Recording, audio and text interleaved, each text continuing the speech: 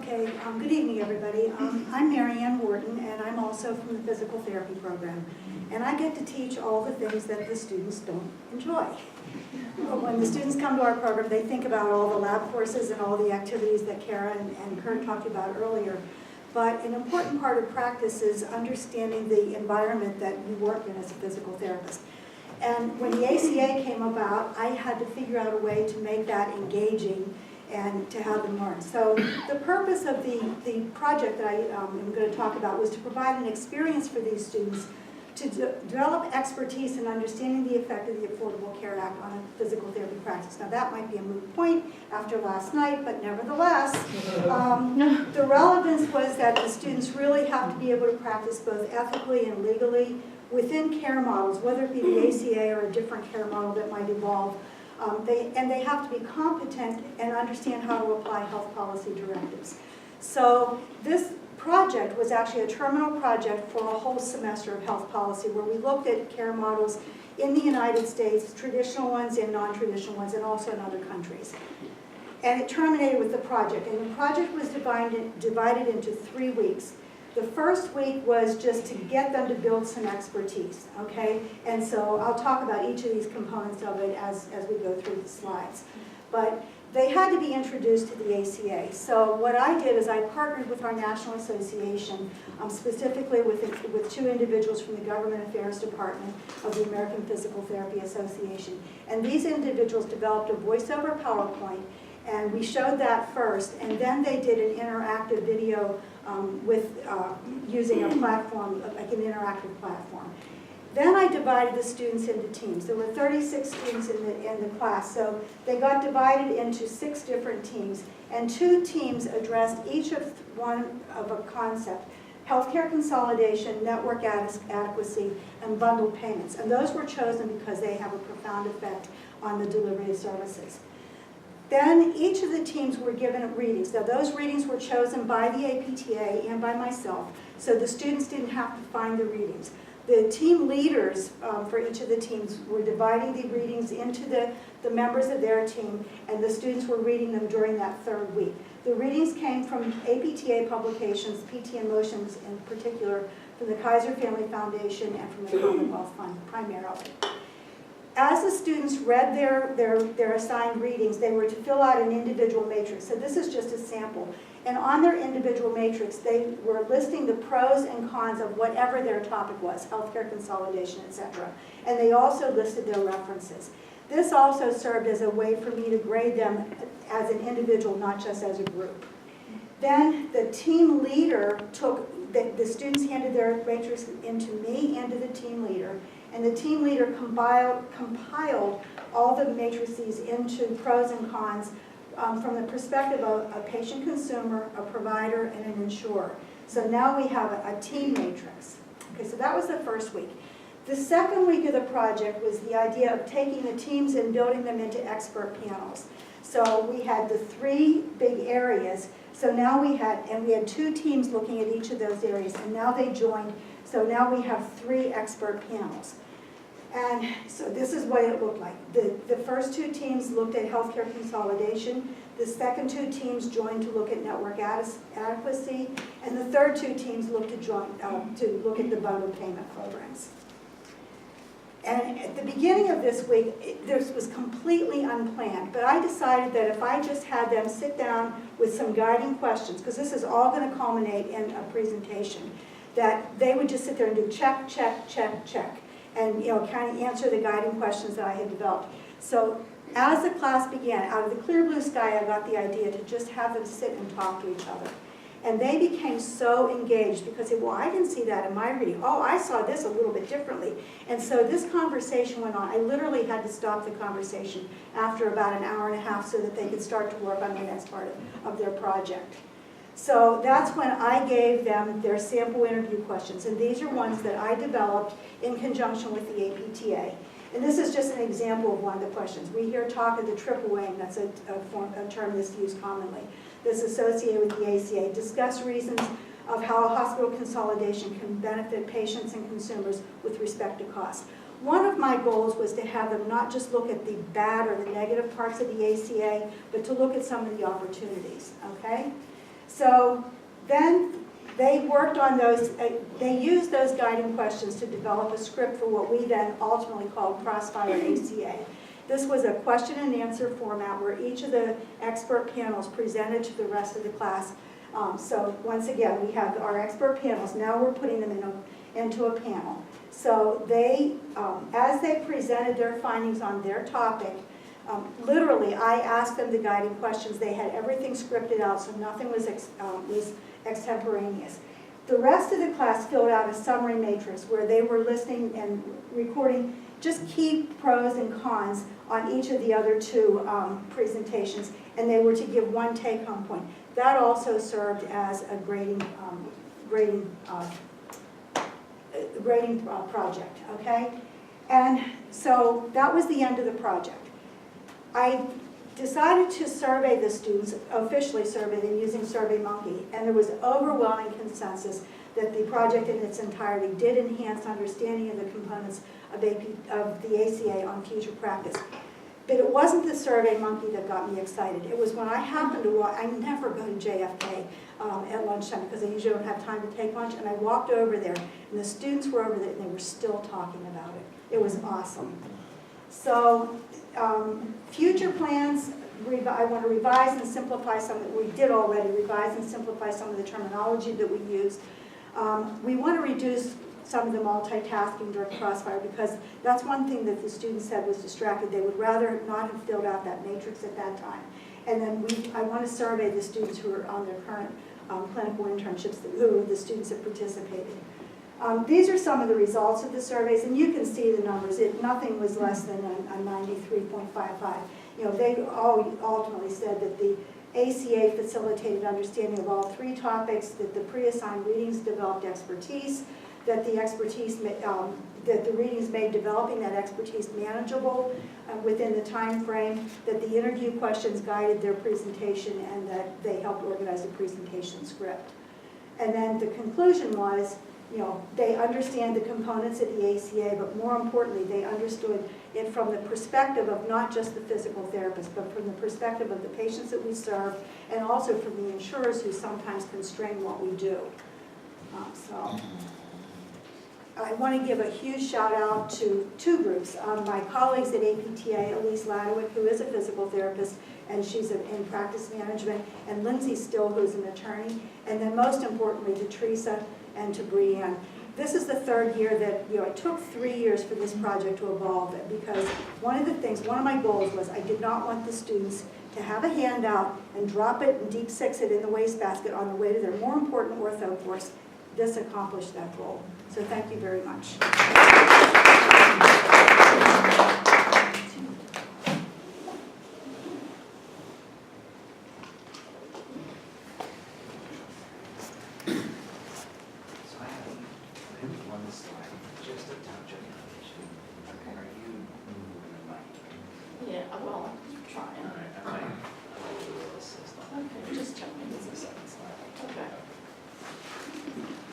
Okay, thanks everybody for your attention.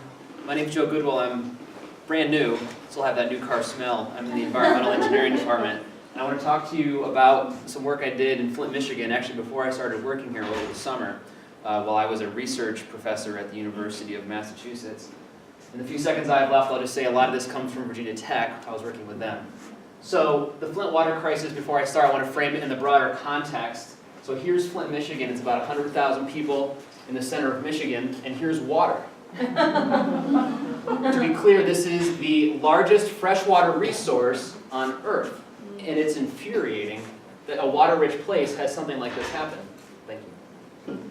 So Flint, we might call it an environmental injustice issue, meaning the brunt of this crisis was shouldered by folks that through their socioeconomic situation were least equipped to deal with it. And we can probably think about, hypothetically, this happening in the main line of Philadelphia or another area. And I think we all know, if we search our hearts, how that would have played out. Probably would have been a little bit different. So this occurred over a course of 18 months. Again, about 100,000 people in Flint. We had 9,000 kids exposed to lead, and 12 people died. And that had nothing to do with lead, although it was related to the water crisis. Hundreds of water main breaks. This was all at a time when water bills were over $100 a month for many folks. So you have to put this in historical context a little bit. This is Flint in the 40s, 50s, 60s. This is Henry Ford's American dream, a chicken in every pot and a car in every garage. Flash forward to today. Absolutely no one would call this the American dream. Obviously, this has important environmental implications because we were using lead pipes here and not here, but there's no new development here. So all the pipes you have are lead. Thank you very much. So this was actually required by law. Why did we put lead pipes in the ground? Well, here's a shot from Philadelphia, 1900s, that says water, pipe carrying water must be lead. And that's how we went till about 1960. So when development stopped, we left all these lead pipes in the ground, and we estimate there's about 7 million lead pipes in the United States in most of the cities that we interact with on a daily basis. So here's our lead service line. To be clear, no lead in the water. Lead pipe that connects the city's water main to our houses, also maybe a little bit of lead in the solder. That lead's okay if the chemistry in the water is okay, and as I'll talk about a little bit later, if that chemistry changes, you could have a lead leaching problem. So that's exactly what happened in Flint. They were using water from Detroit, which ultimately came from the Great Lakes, beautiful water. Then they decided to switch to the Flint River for economic considerations. Chemistry in that river, very different. This was while they waited to build a pipeline to the Great Lakes. So this is a picture, believe it or not, of the city politicians in Flint actually doing a cheers the moment they switched water sources.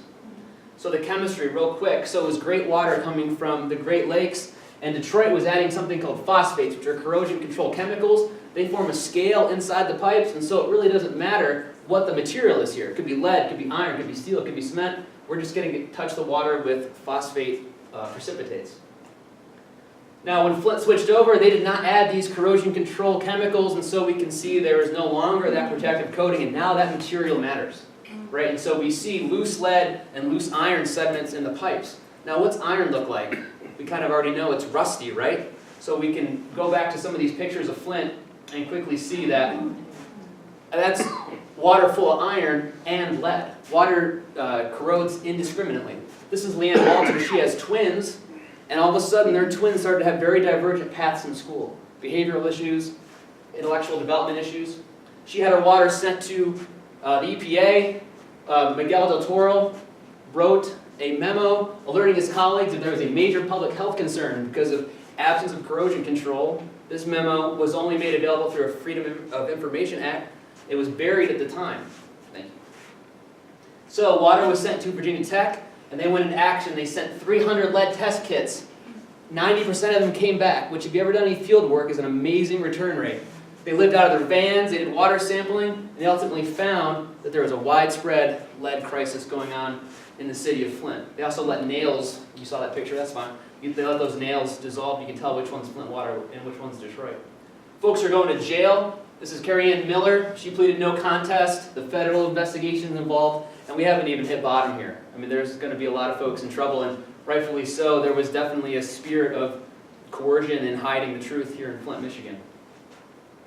There were some other bad actors, and this kind of segues into my direct role. Mark Ruffalo and his team, I guess you'd call them, went sampling for other chemicals in Flint, Michigan. Not lead, but things like disinfection byproducts. And they claimed that they were there in very high levels. However, turns out that wasn't really true. That's where I came in. So the University of Massachusetts was called in to measure things like THMs, which are trihalomethanes. These are other negative things that happen when we chlorinate water. So here's the limit for THMs. These are some sites I sampled in Flint, and they're all okay. There are still some very serious concerns we have with Flint water, but the things that Mark Ruffalo was talking about, not one of them. Current situation in the ground on Flint, you've got plenty of phosphates coming through, that protective coating, rebuilding, and we see lead levels decreasing over time. And in fact, right now, Flint is in general compliance with the EPA's lead and copper rule. The bigger picture, though, is these lead pipes have to come out of the ground, and that's really the main solution here at Flint. But it's going to take some time, money, and political will. They're already starting the surface line replacements, and there's also debate about a $9 billion water infrastructure bill that was actually recently passed by the United States Senate, although that was about a month ago now. But there's more than just Flint here. Boston, Philadelphia, Pittsburgh, Milwaukee, and these are just the first 4 Google returns, right? And really, we've got a serious infrastructure issue that Flint is tied to. Now, we all just had a real robust debate about what type of future we're going to have as a country. A lot of distance between those candidates, obviously. One of the few things they agreed upon, infrastructure investment. And so I look to the future, and hopefully this is something that might actually happen in the next few years.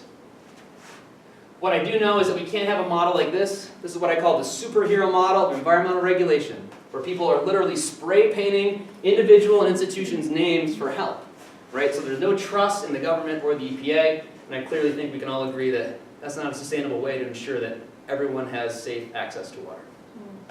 Thank you for your attention.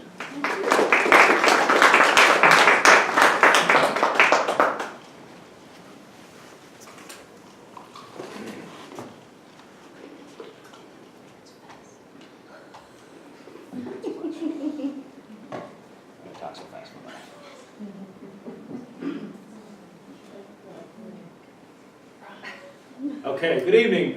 My name is John Miko. I'm from the SOB. I'm not an SOB. And I want to thank the Faculty Development Committee. For one reason is my bucket list consists of these three things, and I'm getting to cross off the third one today, so thank you very much. What I'm going to do today is I'm going to talk about both a personal lecture capture solution that I implemented like 4 years ago, and also an enterprise solution. So how did I get here? Well, first of all, I'm into technology, so any problem I see a technology solution.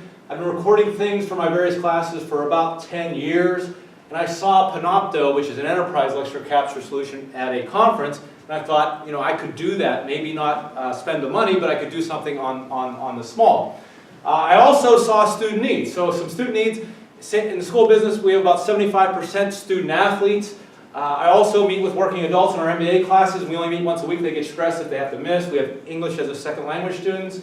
I teach very software-dependent classes like Excel. I have various learning styles in my classes. I actually teach a class at 9:30 and 11. I've had students that want to take both. They don't want to take both, but they sit in both because they said, well, you know, I'd like to see that again. And also my time. I like to repurpose things and recycle things because my time is very valuable. So what is lecture capture? I think we all know. Lecture capture is about capturing what you do in class, either audio or visual form. You can do audio form, which is kind of like podcasting. Some people do it already here with like Blackboard Collaborate sessions. There's also enterprise systems like Panopto, Tegrity, and one we're utilizing now in the School of Business called Extron. They tend to be expensive, and some can be live streamed. So that is, you know, my experience with lecture capture. So I want to talk first about my personal solution. This is something I implemented beginning fall 2013, and what I use is my laptop, which is a tablet-like laptop where I can write on it because I wanted to capture what I did on the board via my tablet as well. So that made things a little bit easier because I do a lot of things with statistics. I also use, I think what the next one there, I also use something called a Yeti microphone, and that was something I researched, and it became pretty common around here. I see a lot of them now, Yeti microphones, so they're kind of an ugly thing, but they capture almost everything. They're a very high-end microphone. You can buy on Amazon for about $100. And I debated using a lavalier mic where I could move around a lot, but that turned out not to be as useful. I also, obviously, we are lucky at St. Francis. We have great facilities. Every one of our classrooms is a smart classroom, so we have a projector, we have you know, it's VGA capable. I also use a slide advancer and pointer. I don't have to today since we only have 20 seconds. But that is hardware that I use. And the one tool that I found that I can't believe how great it is something called Screencast-O-Matic, which is an awful name, but a great tool. For only $15 a month, you can record everything that happens on your screen and then upload it to YouTube or Vimeo or a bunch of different sites, and it has a really nice markup tools, and it's only a $15 annual subscription. So where do my videos end up? Well, they can end up a lot of places, but I thought I'd put them on YouTube because YouTube is ubiquitous. Everyone can access YouTube on their tablet, on their phones. Everyone at St. Francis has an @francis.edu account, all teachers. We have unlimited space, and that's, you know, space is important, it's free. So that's what we use, that's what I use. Now there's different options when you upload videos to YouTube. It can be public, which means anyone can see it. Private, where you have to have a user ID and a password. And I think someone earlier said that unlisted means you have to have the link. So that provides a little bit of security, especially because sometimes my lectures include copyright material. So I go to something called the Teach Act. Now in Schwab Hall, we went with something called lecture capture at an enterprise system. So all 7 Schwab classrooms have an Extron solution. And you see this is the push button. So when you go in, you push that record button, just like you see on an old 8-track tape cassette, and it starts recording what you're doing. Now there's different views. The technology you don't have to bring in the classroom. There is a ceiling embedded microphone, so up in the ceiling it looks like this. That's my picture, so it's not real good. There's also, what's that? It's not in here. It's not in here, no, I just brought it up. There's also a camera mounted in the back of the classroom that can capture that. So you can do what the camera sees or what the projector sees. Those are various viewing options you have. So full screen A is video camera feed only, which tends to just be me, and it's not very useful. So typically full screen B, which is whatever's on the projector, including if you use the document camera, which is where now I do most of my board work, because then it's captured as part of the lecture. If I have it on the board, it's kind of captured. You can also do split screen. I believe Miss Seidel, who's here today, does that. It's just side by side. Okay, so it's up to the professor how they want their viewing options to look. So that is, when the videos are finished, a couple things. They can go to a USB drive you can plug into that device, or IT Services has set it up so it can be FTP'd automatically to an O drive folder as an MP4 format. Now the only problem with that is you have to put it somewhere, again, because it's a big file, so YouTube is the choice that I've used. Now some of the results that I've seen either from the personal or from the enterprise is I'm very happy with what students have seen. Average video views about 6.38, which isn't high, but it's better than 0. About 65% of my students utilize it. About 7 videos a semester is what students watch. And a class, a 3-credit class, ends up with being about approximately 26 hours because I don't record exams or anything like that on video. Student comments have been very, very positive. As you can see, I really have never implemented anything in my class that I've had so much positive comments about, especially for like the MBA students who have anxiety about missing class. They really enjoy that, so they go back, they review it. If they miss a class, they don't have anxiety, and they don't really worry about taking notes because they can watch it again. You can see there, I like to move at my own pace, and this works for me. So a lot of those needs that were identified earlier, this solution has met. Either the personal or the enterprise system has been able to meet. Okay. Now students it becomes an expectation, and I'm saying it's better than 0, but they want an index, so they say, well, when you talk about that, can you put a table of contents together? No, I can't. Should you set up a YouTube channel for each class that I can subscribe to? I'm sorry, I cannot. But these are things that they've asked for, which is good that they're using it and they want more. Some students really like it, it becomes an expectation. People are worried about attendance issues. I didn't have that. I've never had that except for a cohort of Brazilian students, and I'm not sure why that was. It took me some time to be comfortable with. It can fail, it's technology. There are some privacy issues, and I know that our resources committee is working on those. And there's extra time in uploading it to YouTube, so you have to put a little bit of time in that. It's a live class. Sometimes it doesn't go as well as the video tutorials I record in my office. I can use it in professional portfolios if I go for promotion. And it's not a perfect solution, but the baseline is nothing, right? So it's better than nothing. If the student missed the class, I can say, hey, watch the video. And that's kind of where it's at right now. So, am I done? Yeah.